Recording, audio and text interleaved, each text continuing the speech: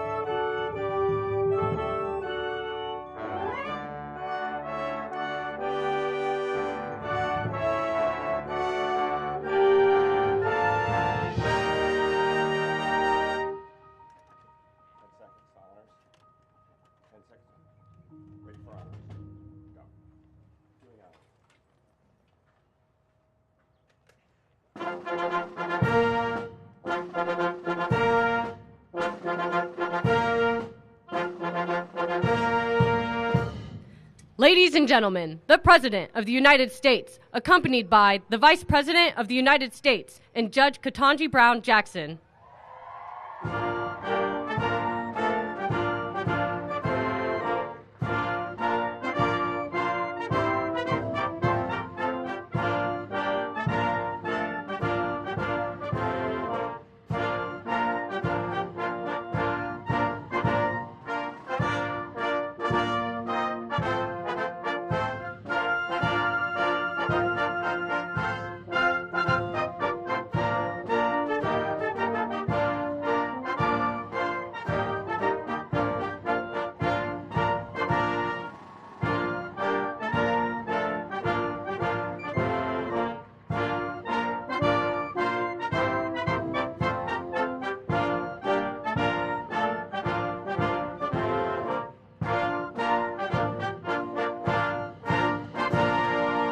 Good morning. Good morning.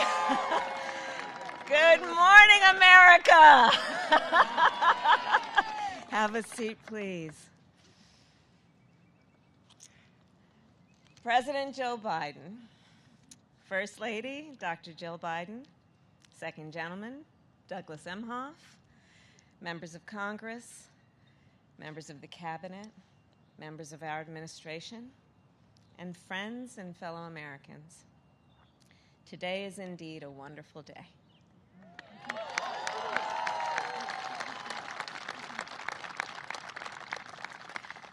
As we gather to celebrate the confirmation of the next Justice of the United States Supreme Court, Judge Ketanji Brown Jackson.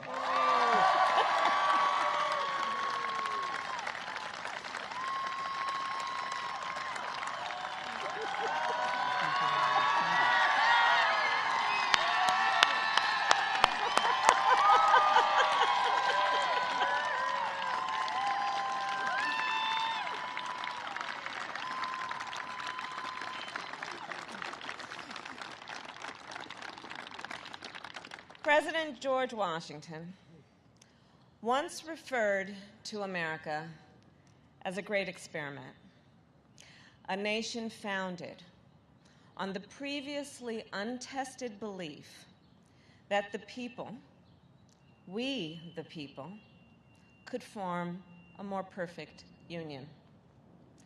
And that belief has pushed our nation forward for generations. And it is that belief that we reaffirmed yesterday.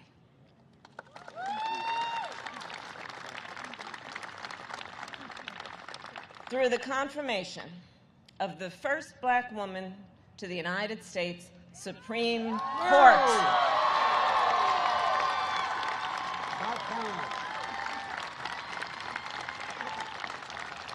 And Judge Jackson, you will inspire generations of leaders. They will watch your confirmation hearings and read your decisions. In the years to come, the court will answer fundamental questions about who we are and what kind of country we live in. Will we expand opportunity or restrict it? Will we strengthen the foundations of our great democracy or let them crumble? Will we move forward or backward? The young leaders of our nation will learn from the experience, the judgment, the wisdom that you, Judge Jackson, will apply in every case that comes before you, and they will see for the first time 4 women sitting on that court at one time.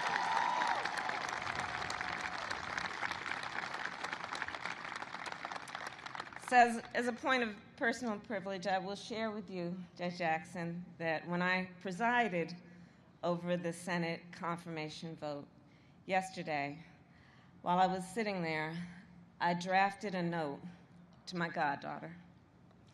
And I told her that I felt such a deep sense of pride and joy, and about what this moment means for our nation and for her future. And I will tell you, her braids are just a little longer than yours.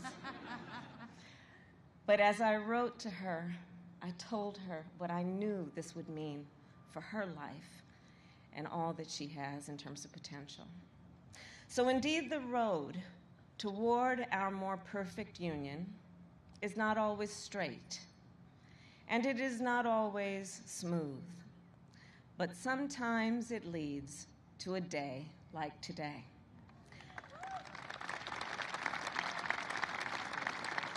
A day that reminds us what is possible when progress is made, and that the journey, well, it will always be worth it. So let us not forget that as we celebrate this day, we are also here in great part because of one President Joe Biden,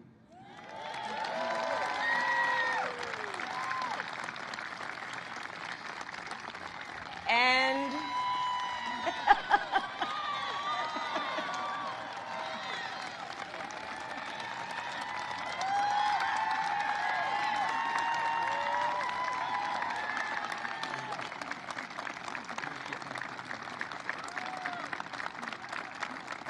And because of Joe Biden's vision and leadership and commitment, a lifelong commitment to building a better America.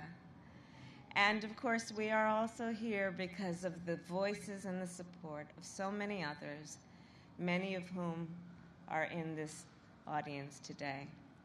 And with that, it is now my extreme and great honor to introduce our president, Joe Biden.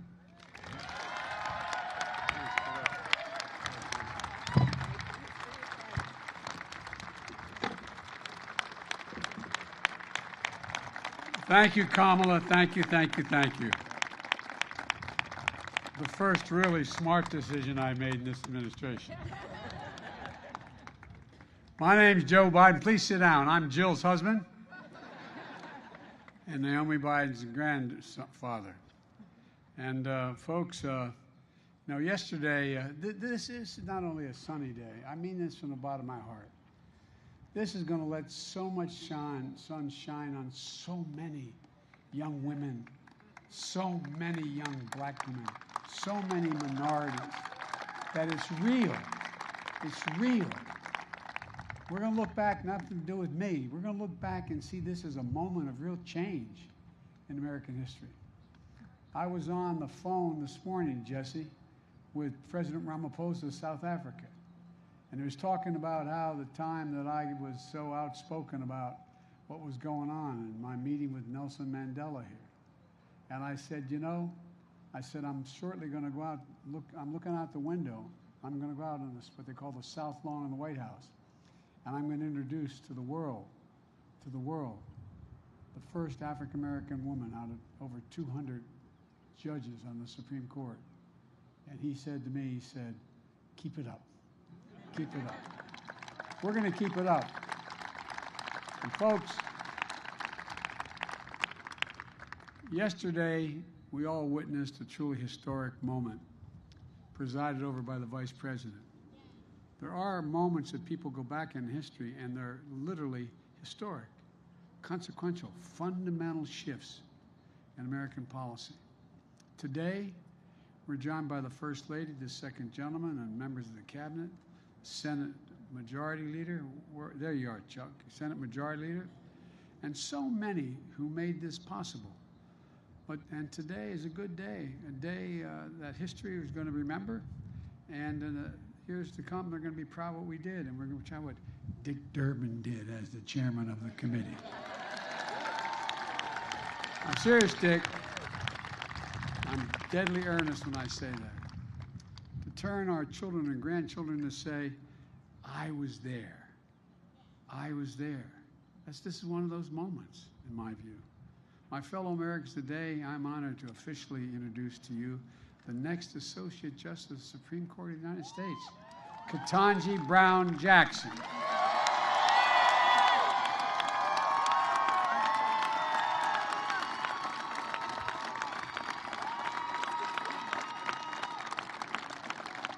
After more than 20 hours of questioning at her hearing and nearly 100 meetings, she made herself available to every single senator who wanted to speak to her and spoke for more than just a few minutes, answered their questions in private as well as before the committee.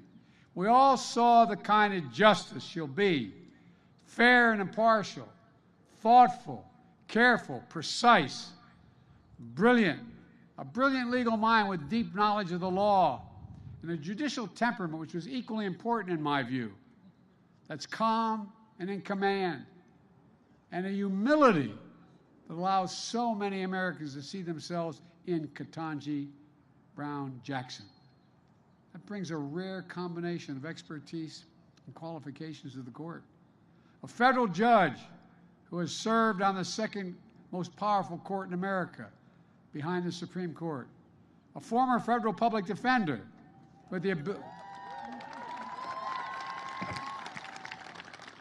ability to explain complicated issues in the law in ways everybody, all people can understand. A new perspective. When I made the commitment to nominate a black woman to the Supreme Court, I could see this day. I literally could see this day because I thought about it for a long, long time. As Jill and Naomi will tell you, I wasn't going to run again. But when I decided to run, this was one of the first decisions I made. I could see it. I could see it as a day of hope, a day of promise, a day of progress. A day when, once again, the moral arc of the universe, as Barack used to quote all the time, bends a little more toward justice. I knew it wouldn't be easy, but I knew the person I nominated will be put through a painful and difficult confirmation process. But I have to tell you, what Judge Jackson was put through was well beyond that. There was verbal abuse, the anger, the constant interruptions, the most vile, baseless assertions and accusations. In the face of it all, Judge Jackson showed the incredible character and integrity she possesses. Poise.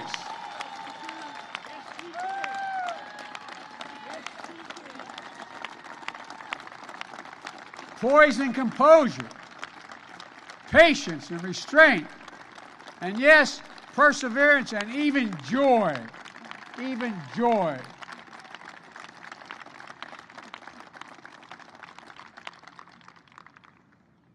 Ketanji, or I'm not going to be calling you that in public anymore. Judge, you are the very definition of what we Irish refer to as dignity. You have enormous dignity. And it communicates to people. It's contagious. And it matters. It matters a lot. Maybe that's not surprising if you look who sat behind her during those hearings. Her husband, Dr. Patrick Jackson, and his family. Patrick, stand up, man. Stand up. Talia and Layla, stand up. I know it's embarrassing the girls. I'm going to tell you what Talia said. I said to Talia, it's hard being the daughter or the son of a famous person. I said, imagine what it's like being president. She said, she may be. I couldn't agree more. Thank you, thank you, thank you, thank you. And Ketanji, her brother, a former police officer and a veteran. Ketanji, stand up, man. This is a man who looks like he can still play, buddy. He's got biceps about as big as my calves. Thank you, bud. Thank you, thank you, thank you. And of course, her parents, Johnny and Elroy Brown. Johnny, all right, stand up.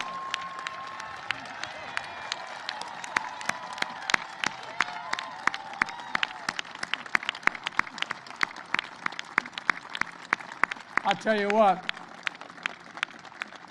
as I told Mom, Mom's rule in my house. Oh, you not think I'm kidding. I'm not. My mom and my wife as well. Look, people of deep faith, the deep love of family and country, that's what you represent. Who know firsthand, Mom and Dad, the indignity of Jim Crow, the inhumanity of legal segregation, and you had overcome so much in your own lives. You saw the strength of parents and the strength of a daughter that is just worth celebrating.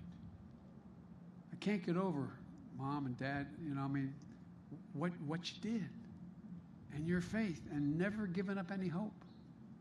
And both that wonderful son you had and your daughter. And that strength lifted up millions of Americans who watched you, Judge Jackson, especially women and women of color, who have had to run the gauntlet in their own lives. So many of my cabinet members are women, women of color, women that represent every sector of the community. And it matters. And you stood up for them as well. They know it. Everybody out there, every woman out there, everyone, am I correct? Just like they have. Just like they have. And same with the women members of Congress as well, across the board. Look, it's a powerful thing when people can see themselves in others. Think about that. What's the most powerful thing? I'll bet every one of you can go back and think of a time in your life where there was a teacher, a family member, a neighbor, somebody who made you believe that you could be whatever you wanted to be. It's a powerful, powerful, powerful notion. That's one of the reasons I believe so strongly that we needed a court that looks like America, not just the Supreme Court. That's why I'm proud to say, with the great help of Dick Durbin, I've nominated more black women judges of federal appeal courts than all previous presidents combined.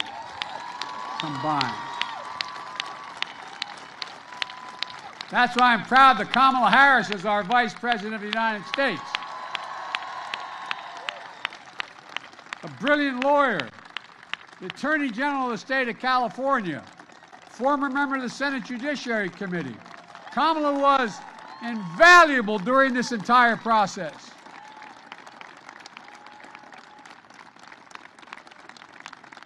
And Chuck, our majority leader, I want to thank you, pal.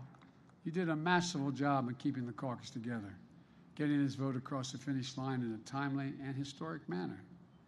Just watching on television yesterday, watching when the vote was taken on the Democratic side, the way people, there was such enthusiasm, genuine. You can tell when it's real. You can tell when it's real. Did an incredible job, Chuck. Thank you so much. Folks, because you're all able to sit down and don't have to stand, I'm going to go on a little longer here and tell you. I want to say something about Dick Durbin again. Dick, I'm telling you, overseeing the hearing, how you executed the strategy by the hour, every day to keep the committee together. And you have a very divided committee with some of the most conservative members of the Senate on that committee. It was especially difficult with an evenly divided Senate. Dick, I served as chairman of that committee for a number of years before I had this job and the job of vice president, as did all the Democrats. You did not stand. I think all the Democrats in the committee did, and every Democrat in the Senate, all of whom voted for Judge Jackson. And notwithstanding the harassment and attacks in the hearings, I always believed that the bipartisan vote was possible. And I hope I don't get him in trouble. I mean it sincerely, but I want to thank 3 Republicans who voted for Judge Jackson. Senator Collins, who's a woman of integrity. Senator Murkowski, the same way, an Alaskan, up for re-election. And Mitt Romney, whose dad stood up like he did. His dad stood up and made these decisions on civil rights.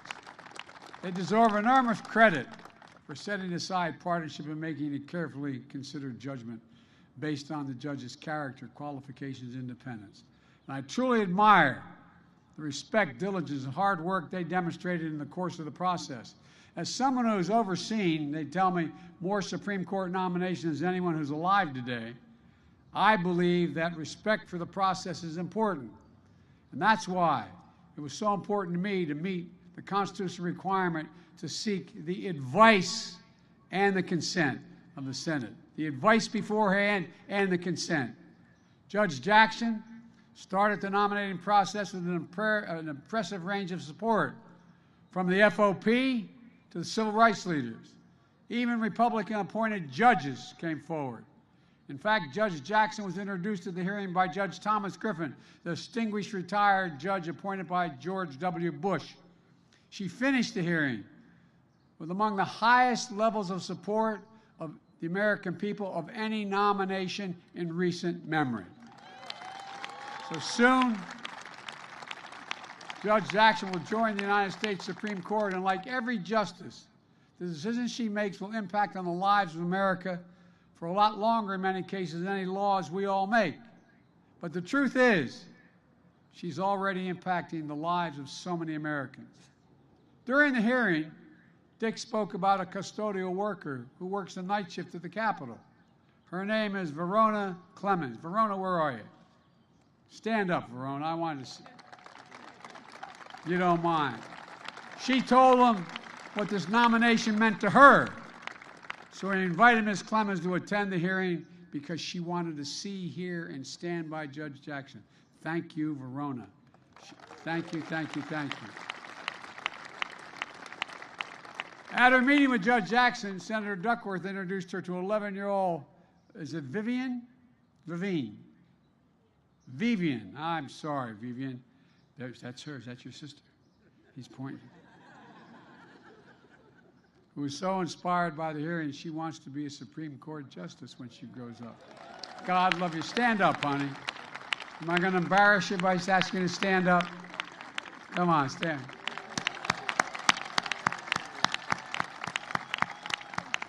There's tens of thousands of Deans all through the entire United States. She met Judge Jackson and saw her future. Means you're here today, and thank you for coming, honey. I know I embarrassed you by introducing you, but thank you. People of every generation, of every race, of every background felt this moment, and they feel it now. They feel a sense of pride and hope and belonging and believing and knowing the promise of America includes everybody, all of us. That's the American experiment. Justice Breyer talked about it when he came to the White House in January to announce his retirement from the court. He used to technically work with me when I was on the Judiciary Committee, and that's before he became a justice. He's a man of great integrity. We're going to miss Justice Breyer. He's a patriot, an extraordinary public service, and a great justice of the Supreme Court. And folks,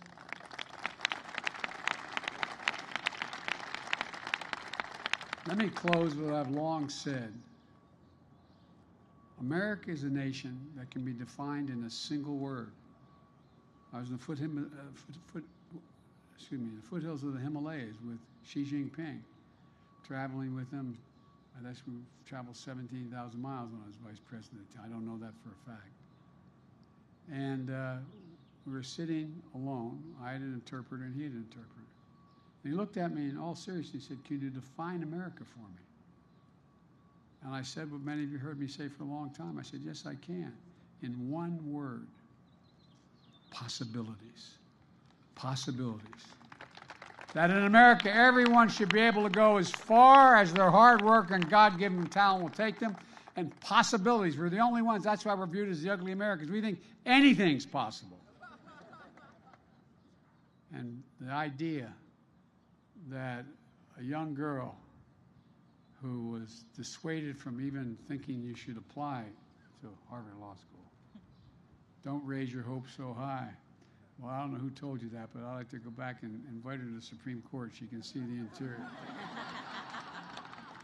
Look, even the Supreme Court of the United States of America. Now, folks, it's my honor, and it truly is an honor. I've been looking forward to it for a while, to introduce you the next Associate Justice of the United States Supreme Court, the Honorable Ketanji Brown Jackson.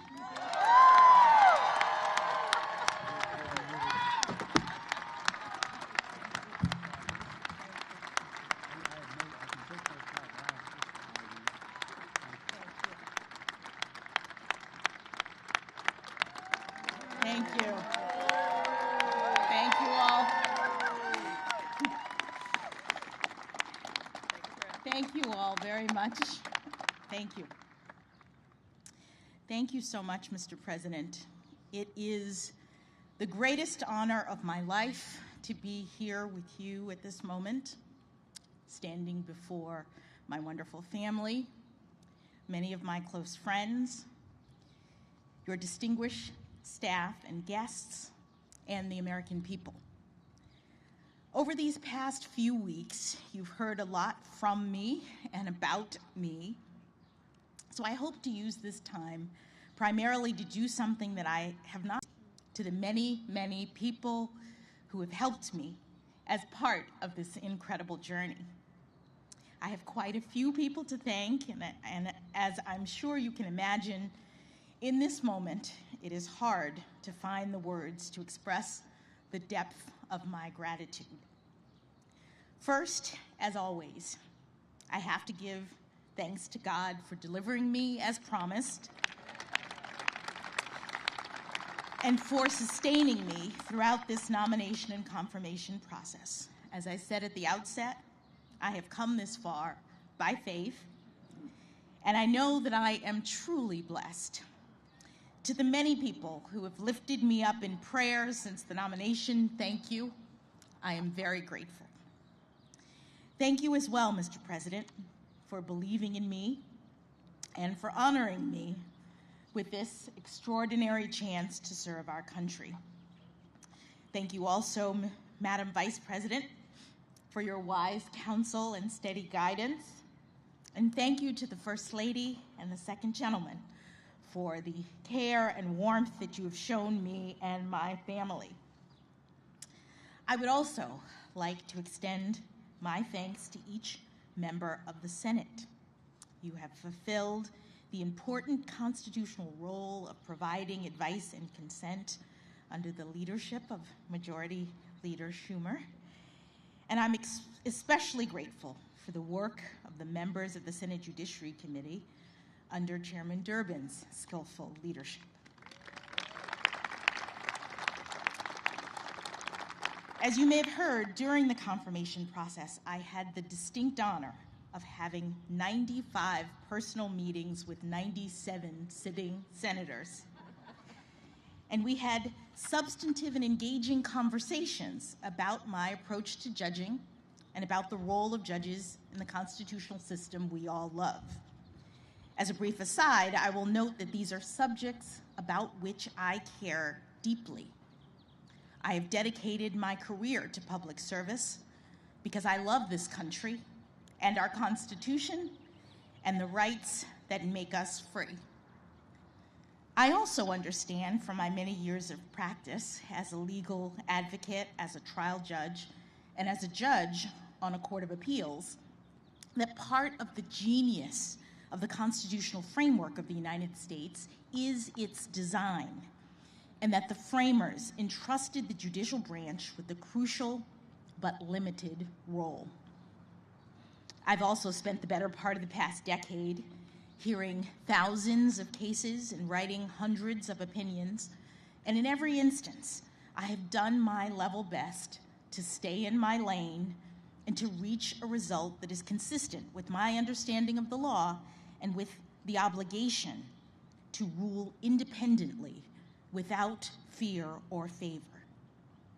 I am humbled and honored to continue in this fashion as an Associate Justice of the Supreme Court of the United States, working with brilliant colleagues, supporting and defending the Constitution, and steadfastly upholding the rule of law.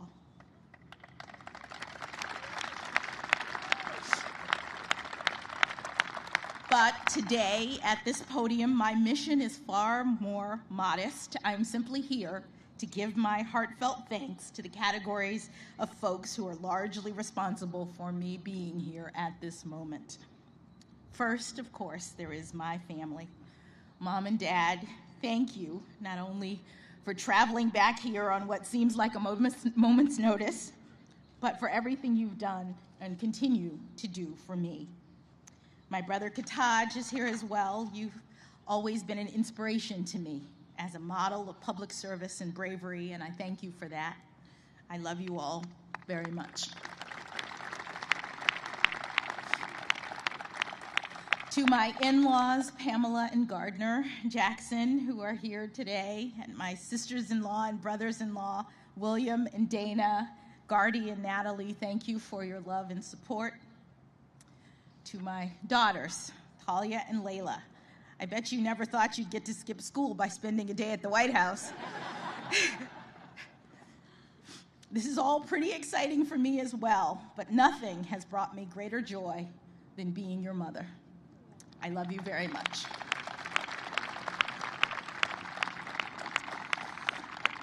Patrick, thank you for everything you've done for me over these past 25 years of our marriage. You've done everything to support and encourage me, and it is you who've made this moment possible. Your steadfast love gave me the courage to move in this direction. I don't know that I believed you when you said that I could do this, but now I do.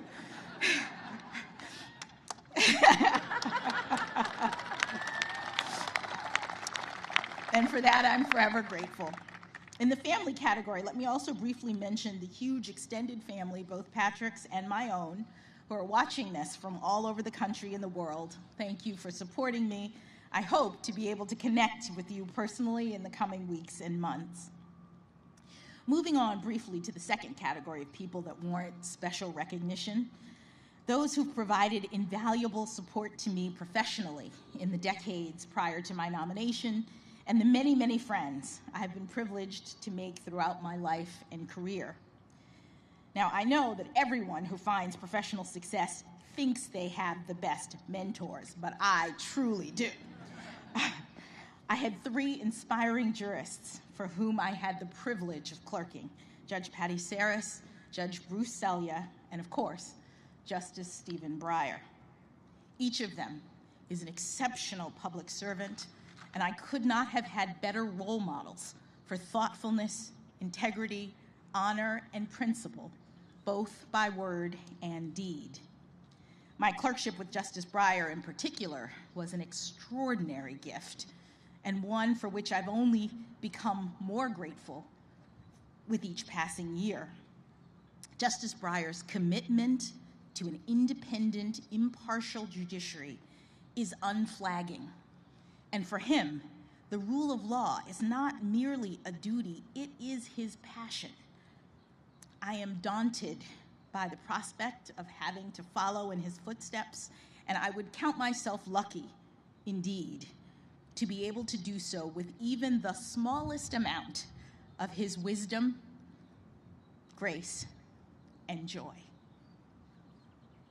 The exceptional mentorship of the judges for whom I clerked has proven especially significant for me during this past decade of my service as a federal judge. And of course, that service itself has been a unique opportunity.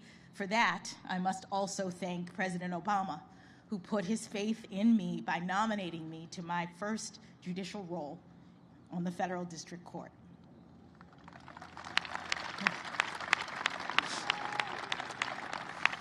This brings me to my colleagues and staff of the Federal District Court in Washington, D.C. and the D.C. Circuit. Thank you for everything.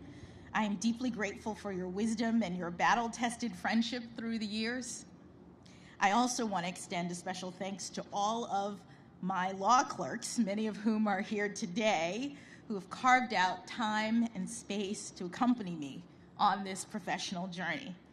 I'm especially grateful to Jennifer Gruda, who has been by my side since nearly the outset of my time on the bench and has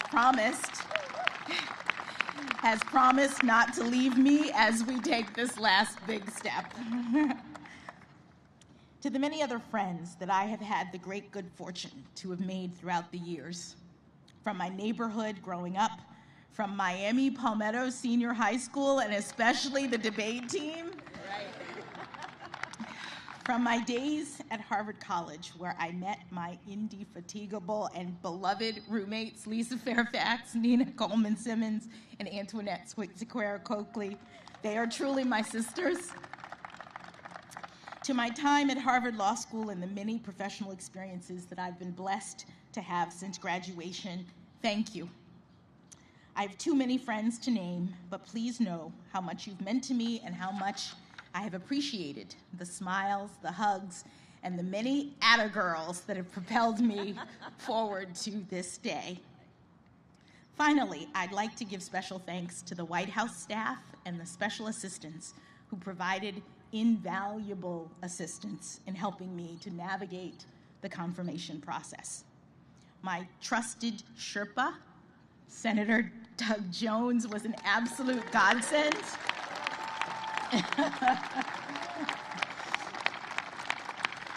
He was an absolute godsend. He's not only the best storyteller you'd ever want to meet, but also unbelievably popular on the Hill, which helped a lot. I'm also standing here today in no small part due to the hard work of the brilliant folks who interact with the legislature and other stakeholders on behalf of the White House, including Louisa Terrell, Rima Doden, Tona Boyd, Minion Moore, Ben LaBalt, and Andrew Bates.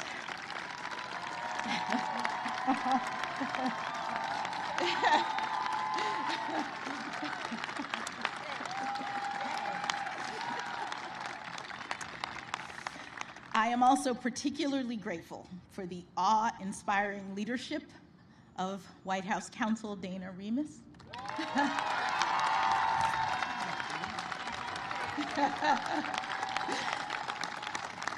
of Paige Herwig. Where's Paige? And Ron Klain. They led an extraordinarily talented team of White House staffers in the Herculean effort that was required to ensure that I was well prepared for the rigors of this process and in record time. Thank you all.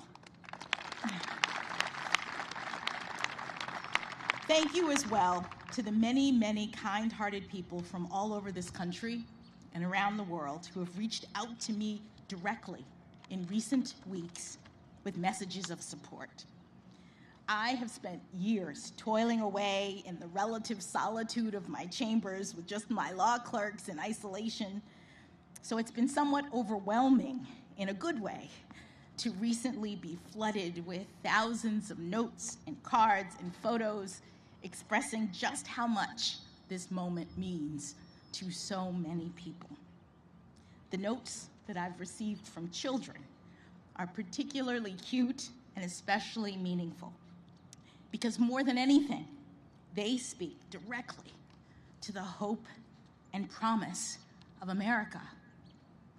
It has taken 232 years and 115 prior appointments for a Black woman to be selected to serve on the Supreme Court of the United States.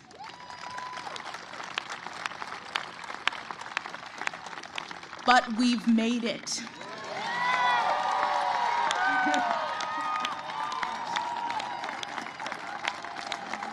We've made it, all of us, all of us.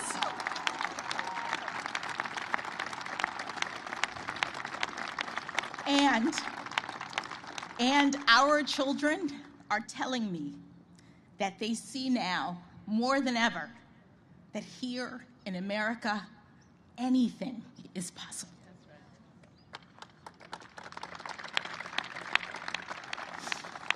They also tell me that I'm a role model, which I take both as an opportunity and as a huge responsibility. I am feeling up to the task primarily because I know that I am not alone. I am standing on the shoulders of my own role models, generations of Americans who never had anything close to this kind of opportunity, but who got up every day and went to work believing in the promise of America, showing others through their determination and, yes, their perseverance that good things can be done in this great country. From my grandparents on both sides, who had only a grade school education but instilled in my parents the importance of learning, to my parents, who went to racially segregated schools growing up and were the first in their families to have the chance to go to college. I am also ever buoyed by the leadership of generations past who helped to light the way: Dr. Martin Luther King Jr., Justice Thurgood Marshall, and my personal heroine, Judge Constance Baker Motley.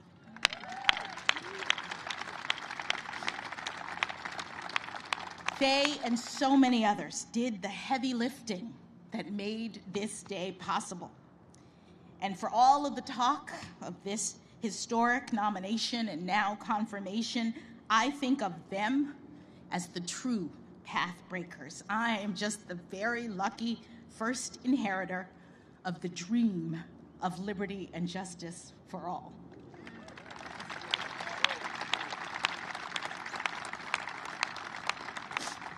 To be sure, I have worked hard to get to this point in my career, and I have now achieved something far beyond anything my grandparents could have possibly ever imagined. But no one does this on their own.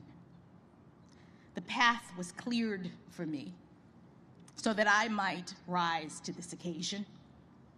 And in the poetic words of Dr. Maya Angelou, I do so now while bringing the gifts my ancestors gave.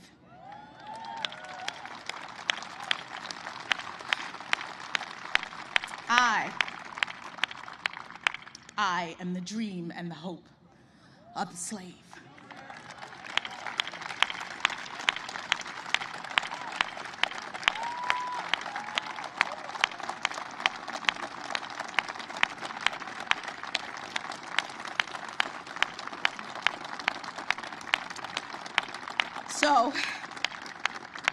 So as I take on this new role, I strongly believe that this is a moment in which all Americans can take great pride. We have come a long way toward perfecting our union. In my family, it took just one generation to go from segregation to the Supreme Court of the United States.